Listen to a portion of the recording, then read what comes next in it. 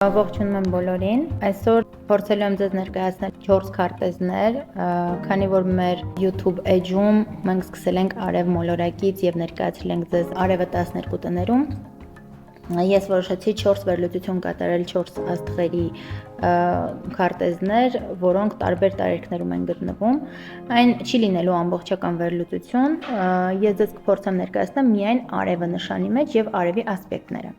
ինչ մոլորակի հետ որ ունեն։ Այս պահին ես ձեզ ներկայացնում եմ Բեյոնսեի քարտեզը։ Բեյոնսեն ծնվել է 4 սեպտեմբերի 1981 թվականին առավոտյան ժամի 10-ին Ամերիկայում Հյուսթոն, Տեխաս նահանգում։ Արևը ընկած է եղել կույսի մեջ 11:59 րոպե 11-րդ տանը։ Այն սեքստիլ ունի երկրորդ տանը գտնվող լուսին Ուրան եւ Սև լուսին միացության հետ։ Ուրեմն, ինչպես հիշում ենք, 11-րդ տունը ինչի համար է պատասխանատու։ Ընդհանրապես սկսենք արևը կույսի մեջ։ Արևը, երբ ընկնում է կույսի մեջ, նա շատ կարգապահ է, կարողանում է մանրակրկիտ աշխատանք տանել, սիրում է դանդաղ բարձրանալ իր կարիերայում եւ բարձր նպատակներ դնել եւ հասնել։ Քանի որ հողի տարերք է, նա շատ հաստատուն է ու շատ երկարաժամկետ է գործում։ Այստեղ մենք տեսնում ենք, որ արևը միացված է Ուրանի հետ, սա նշանակում է, որ արևը մեր մոտ շատ օրիգինալ է եւ յուրահատուկ եւ ունենում է շատ հետաքրքիր անսովոր ինսայթներ, որը նրան տալիս է ավելի արվեստային էներգիա, ազատասիրություն, հետաքրքիր եւ կամակոր ինչ-որ ինչ-որ կամակոր անհատականություն, որը դրդում է ինչ-որ նորարարության, ստեղծարարության, նոր ինչ-որ նոր աշխարհ ստեղծելու, նոր հետաքրքրություն ստեղծելու, անընդհատ նորանալու, թարմանալու, որովհետեւ հողը ինքն իրանով ինքը փոփոխություն չի սիրում, որովհետեւ ինքը չափից դուրս հաստատուն է։ Իսկ Ուրանը այստեղ տալիս է իրեն փոփոխության նկատմամբ հետաքրքրություն, որը ավելի գեղեցկացնում ու յուրահատուկ հետաքրքրություն է մտցնում։ Արևը այստեղ տեսնում ենք, որ ոչ միայն Ուրանի հետ է միացած, այլ Ուրանը Սև լուսնի հետ է միացած եւ միացված է արևի հետ։ Սա նշանակում է, որ ազատասիրության եւ նորարարության էմոցիաները ավելի է ուժեղացնում Սև լուսինը։ Եվ իհարկե ավելի յուրահատուկ գույներ է տալիս արևին։ Արևը այստեղ միացված է նաև լուսնի հետ, սա լուսինը մեր ենթագիտակցությունն է, իսկ արևը մեր գիտակցությունն է։ Սա նշանակում է, որ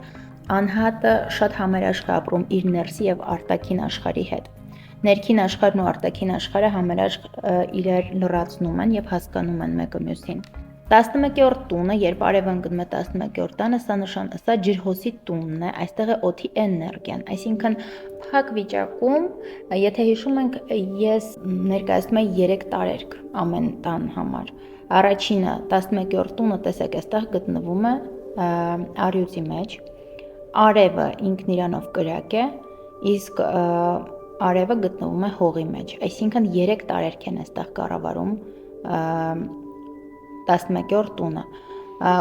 եւ այս ամենին նաեւ գումարվում է նա, որ 11-րդ տան պատասխանատուն Ուրանն է հենց եւ Սատուրնը, այսինքն ջրհոսը։ Այստեղ անհատը պետք է սովորի ոչ միայն կարգապահության, մանրակրկիտության եւ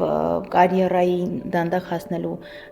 արդյունք ստանալուն, այլև պետք է ինքը կարողանա փայլել իր շրջապատում, հասարակության մեջ,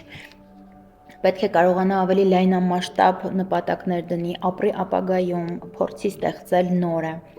Եվ ընդհանուր քարտեզը, դա իհարկե ես չեմ ներկայացնում ընդհանուր քարտեզը, Բեյոնսեն ունի շատ հետաքրքիր քարտեզ իրականում, ինչպես տեսնում ենք, այստեղ կշեռքի մեջ է կուտակված գրեթե իր բոլոր մոլորակները, այդ ամենը կապված է 12 եւ առաջի տների հետ, այսինքն քարտեզի ծրագիրը հենց փայլելն է, հենց մարդկանց տալն է իր արվեստը, որը իհարկե Բեյոնսեն հիանալի կատարել է, կարծում եմ։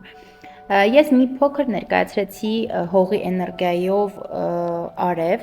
կարծում եմ ձեզ հետաքրքիր եղավ, եթե ունենաք հարցեր, խնդրում եմ ուղղեք կոմենտներում ինձ։ Շարունակում ենք մեր արևի վերլուծությունները, սիրելիներս, եւ ես ձեզ ներկայացնում եմ Ջեկի Չանին։ Ջեկի Չանը ծնվել է 4 ապրիլի 1954 թվականին Հոնկոնգում։ Ճիշտ ասած, շատ տարբեր էին, որ քաղաքում ես ընտրել եմ ինքս Kowloon City, բայց հնարավոր է շատ ես սխալ լինեմ, որովհետև հնարավոր է, որ սխալ ինձ տված լինեն ինֆորմացիան։ Բայց ինչևից է, ես այսպես եմ վերլուծելու, համարենք, որ սա ճիշտ է, ամեն դեպքում ըստ կոսմոգրամայի արևը կապ չունի, չի կարող սխալ լինել թվերով, ժամային կարող է եւ տեղանքային կարող է սխալ լինել։ Արևը այստեղ գտնվում է խոյ նշանի մեջ, այսինքն կրակի էներգիայով է արևը, միացված է լուսնի հետ եւ գրեթե արևից դուրս են գալիս բոլոր մոլորակների նկատմամբ ասպեկտներ։ Սա նշանակում է, որ արևը շատ կենտրոնական դեր է խաղում քարտեզում։ Եթե մոլորակից դուրս են գալիս շատ ասպեկտներ տարբեր մոլորակների նկատմամբ, ապա տվյալ մոլորակը շատ կարևոր է հատի համար։ Այս պարագայում արևը շատ ուժեղ է, այստեղ մաքսիմում խիզախ է, էներգիայով լեցուն է, ուժեղ է, սիրում է վառ արտահայտել իր եսը, իր էությունը, շատ խարիզմատիկ է, շատ մրցունակ է եւ շատ ուժեղ է։ Տեսնում ենք արևը ունի եռանկյունի Մարսի հետ, Մարսը գտնվում է հենց MC-ի վրա ու աղեղնավորի մեջ։ Սա նշանակում է, որ Մարսը նույնպես շատ ուժեղ է եւ Մարսը MC-ի վրա գտնվելով տալիս է մեծ ամբիցիաներ եւ եռանկյունի կազմելով արևի հետ տալիս է ել ավելի մեծ ամբիցիաներ, որոնք դրդելու են անհատին գնալ դեպի կարիերա եւ ավելի փորձելու են ներկայացնել եւ ուժեղացնել իր անհատականությունը, հենց հետագայում շատ հետաքրքիր քարտեզ է, ես կուզեի ավելի լայն բացատրել ձեզ, բայց շատ թեթև կասեմ, որ ինքը ունենալով շատ միստիկական ուժ, մագիչեսկի կախարդական ուժ, կարողացել է իր այդ ուժը ներկայացնել հենց իր տրյուկերի մեջ։ Իր քարտեզը ամբողջապես դա է ցույց տալիս։ Ջեկի Չանը շատ անսովոր անհատ է, որը ունենալով ուժեղ քարտեզ ու ուժեղ ռեսուրս կարողացել է շատ լավ դուրս հանել այդ էներգիան լույս աշխարհ։ Այստեղ անհատը շատ սիրում է ադրենալին, որովհետև եթե տեսնում եք այստեղ քառակուսի է կազմում Ուրանի հետ, ու սա գալիս է իր մոտ անցյալ կյանքից։ Քանի որ մենք 7-րդ տանը ունենք Նեպտուն ռետրո, որը միացված է սև լուսնի հետ, սա ցույց է տալիս, որ անհատը ունի այնքան կախարդական ուժ, այնքան միստիկա, այնքան արվեստային էներգիա, այնքան յուրահատուկ ինսայթներ, որ լրացնելով արևին թույլ է տալիս, որ ինքը հետաքրքիր ու յուրահատուկ ձևով իր ներքին աշխարհը բացահայտի։ Եվ իհարկե Ջեկի Չանը այդ իր յուրահատկությունը, որը իր ներսում է եղել, ցույց է տվել ֆիլմերի միջոցով, մենք բոլորս գիտենք, թե ինչ յուրահատուկ տրյուկեր է կարողացել անել։ Դա իհարկե ցույց է տալիս իր Ուրանը արևի հետ միացված, դա ցույց է տալիս իր Նեպտունը, որը գտնվում է ապոզիցիոն դիրքում արևի հետ, դա իհարկե ցույց է տալիս վերևում MC-ում գտնվող Մարսը, որ միացված է արևի հետ։ Այսինքն այստեղ տիպիկ շատ ուժեղ արևի էներգիա է, որը ունի էներգետիկ հզոր ռեսուրս։ Շարունակենք վերլուծությունները, ուրեմն մյուս քարտեզը Ջոնի Դեփն է, ինձ թվում է բոլորի սիրելի դերասանը։ Ես ինքս շատ եմ սիրում իր միստիկական կերպարը, փոքրուց հետևել եմ իր կարիերային եւ իհարկե աստղաբանության մեջ խորանալուց հետո մաքսիմում փորձել եմ հասկանալ ինչն էր գրավում իր միստիկական կերպարում եւ քարտեզը նայելուց հետո արդեն պարզ դարձավ։ Բայց ընդհանուր ես կերպարի մասին իհարկե կխոսեմ, բայց պետք է կենտրոնանալ իր արևի մասին վերլուծությանը։ Ջոնի Դեփը ծնվել է 9 հունիսի 63 թվականին 844 Ամերիկայի Մեծան նահանգներում Կենտուկի նահանգում։ Երբ նա ծնվել է, արևը ընկած է եղել 11-րդ տանը, երկվորյակի մեջ 18:03 րոպե, եւ նա ունի սեքստիլ դեպի Յուպիտերը 9-րդ տանը խոյի մեջ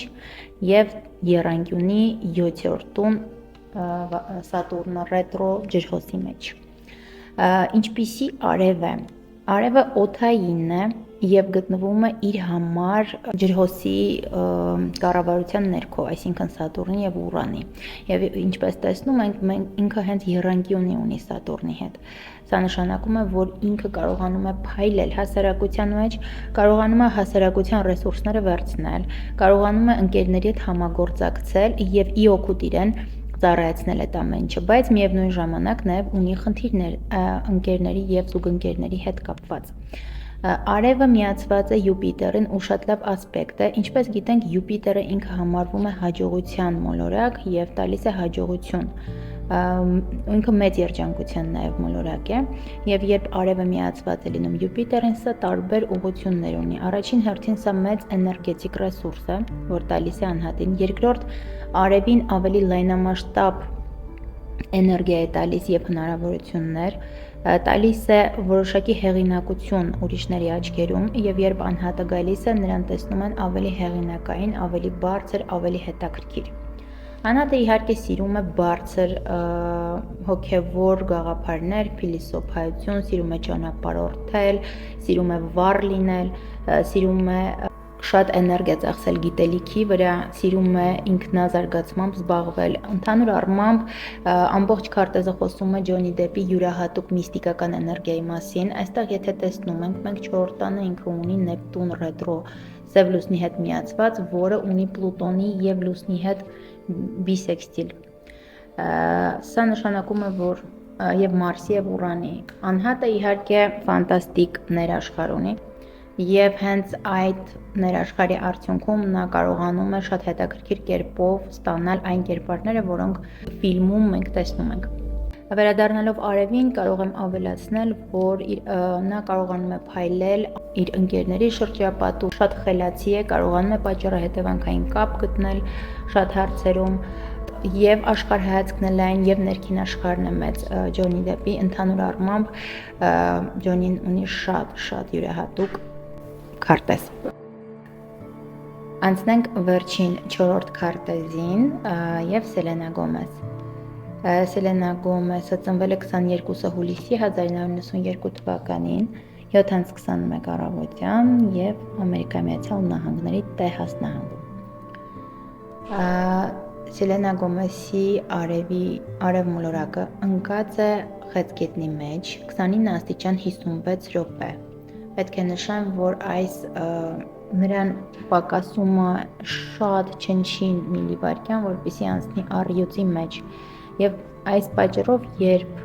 արևը այս վերջի աստիճանների վրա է գտնվում, նրանք շատ ունենում են հաջորդ նշանից էներգետիկա։ Ու ավելի շատ իմ ստատիստիկաները ցույց է տվել, որ ավելի շատ հաջորդ նշանից է լինում էներգետիկան, քան նախորդ։ Եթե հետաքրքրված եք աստղաբանությամբ, ապա գիտեք, որ նշանները 3 դեկադներով բաժանվում է եւ դա աշխատում է այդ 3 դեկադների բաժանումը։ Առաջին դեկադի մեջ երբ ընկնում եք, անհատը շատ էներգիա ունենում է նախորդ նշանից։ Երբ միջին դիրքում է լինում մոլորակը, ապա ամբողջապես տվյալ նշանի մասին է խոսքը։ Իսկ երբ որ վերջում է ընկնում արևը, այդ ժամանակ մյուս նշանի մասին էներգետիկայից անհատը կրում է։ Այստեղ եթե տեսնենք, չնայած որ նա խեցգետին է, բայց երկու մոլորակ ունի առյուծի մեջ, Վեներան եւ այստեղ Վեներան եւ Մերկուրին, ասցենդենտը գտնվում է առյուծի մեջ, բայց արևը գտնվում է 12-րդ տանը խեցգետնի մեջ, որը փոխում է շատ հայացքներ։ Եթե թվում է, թե ասցենդենտը առյուծի մեջ պետք է ամբողջապես Սելենային թույլ տա, որ ինքը փայլի եւ ամբողջապես ցույց տա իր արևը, ապա արևը 12-րդ տանը նրան մի փոքր խեղճացնում է եւ ամաչացնում է, այսպես ասած, որովհետեւ արևը 12-րդ տանը գտնվում է կրկնակի ջրի մեջ։ Մի կողմից խեցգետին, մյուս կողմից 12-րդ տունը ձկան մեջ է, սա որոշակի վախեր է տալիս արևին եւ թույլ չի տալիս, որպեսզի ինքը ել ավելի բացվի այս աշխարհին։ Չնայած որ իր ամբողջ քարտեզը խոսում է նրա մասին, որ նա պետք է անպայման հայտնի լիներ։ Մարսը գտնվում է MC-ում, 12-րդ տանը, Լուսինը գտնվում է MC-ում, եւ սա նշանակում է, որ նա անպայման պետք է մեծ ամբիցիաներ դնել եւ արևը, ինչպես տեսնում ենք, միացված է սեքստիլով Մարսին, սա նշանակում է, որ Մարսը էներգիա է տալի, բայց մի ուրիշ կողմից Մարսը իր համար շատ վատ դիրքում է գտնվում է ցուլի մեջ, այսինքն այո, որ արևն ու Մարսը միությունը ինքը ուժեղ է, բայց քանի որ նշանները թույլ են, դրա համար անհատը ավելի մեղմ է, ավելի հանգիստ է, ավելի ոչ ամբիցիոզ է եւ ավելի վախենում է գործելու։ Եվ այստեղ ինչպես տեսնում ենք, արևը միացված է Մարսին սեքստիլով, արևը նաև քառակուսի ունի լուսնի հետ, սա նշանակում է իր ենթագիտակցությունն ու գիտակցությունը բավականին խառն են եւ իրար հակասող եւ այդ ներքին խնդիրները շատ մեծ խնդիրներ են առաջացնում նրան, որ նա կարողանա ամբողջապես հանգիստ եւ ազատ ներկայանալ մարդկանց։ Այս քարտեզի տվյալներից ելնելով ես կարող եմ ասել, որ Սելենա Գոմեսը բավականին լուրջ քայլ է կատարել հայտնի լինելով, կարողացել է շատ վախեր եւ խնդիրներ անցնի, որպեսզի հասնի այն կետին, որ այս պահին նա կա, այսինքն հայտնի է, դուրս է եկել երգելու, բայց նա կատարել է իր ծրագիրը, որովհետեւ իր քարտեզը ցույց է տալիս, որ նա պարտադիր պետք է գնար դեպի մարդկանց ընթառաջ, պետք է ձգտեր հայտնիության եւ վառ անհատականություն դառնար։ Հայտնի մարդկանց անձնական քարտեզների արևի վերլուծություններն այսքանն էին։ Հուսով եմ, որ ձեզ դուր եկավ։ Հաջորդ տեսանյութերում կվերլուծենք մյուս մոլորակները։